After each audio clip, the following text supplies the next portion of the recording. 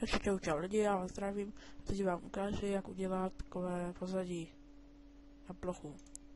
Takže takové pozadí jsem si už udělal já. A my si ale uděláme nové. Takže nejdříve tam dáme Temo Gaming 1. To všechno budete mít v popisu videa.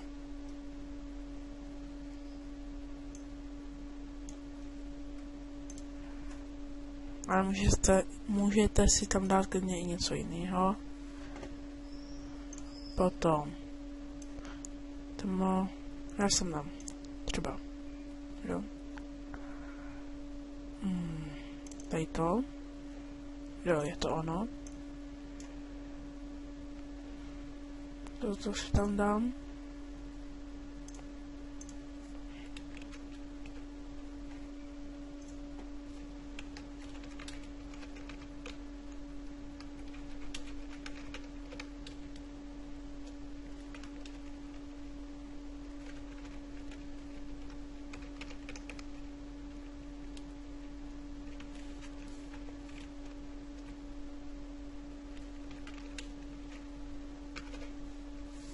Tak.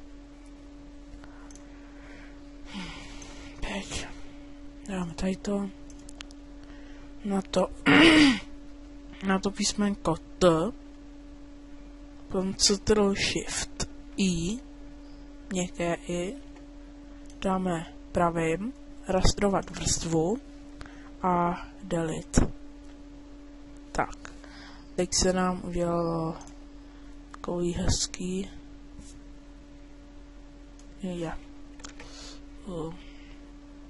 Tady teda takový hezký písmo barevný. No, a co udělat dál? Potom můžeme dělat takové střepy.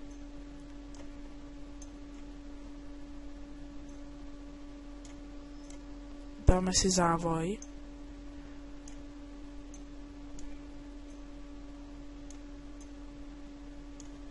To bude vypadat, když to bude modré. No, je to hezký. Potom nějaké vozidlo vesmírné. Dáme si závoj. Znova.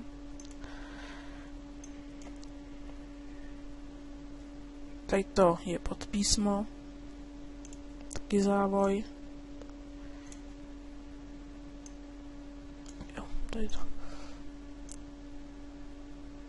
Nějak takhle.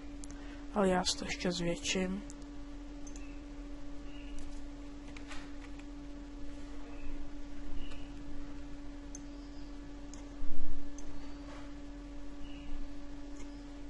Tak.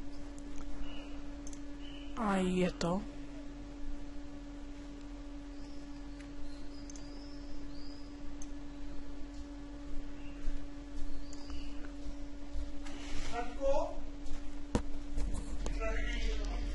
Ne, na ně. Tak.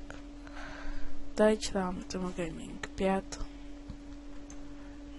Tady to. A potom zase závoj.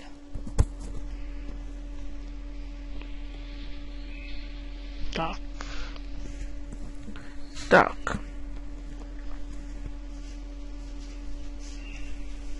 Dáme potvrdit.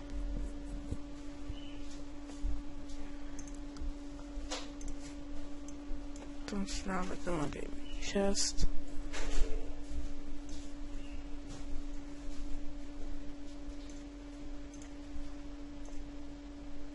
Tak, a je to. Můžeme to mít tak v takové barvě. Takový. Nebo takový ohnivý. Nebo červený.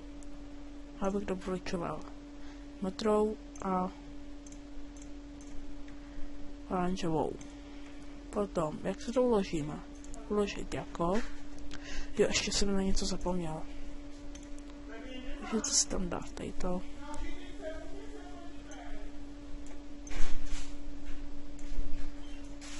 Ještě závoj, nejdříve.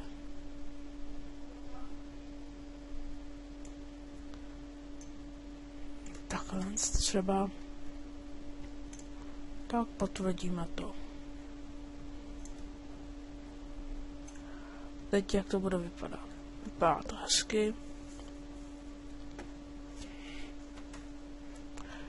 Co teď? Jak to uložit? Máme uložit jako. V JPEG formátu můžeme tak klidně v jakém chcete.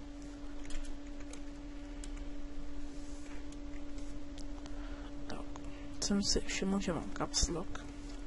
Tak, a to je všechno. Si dáme třeba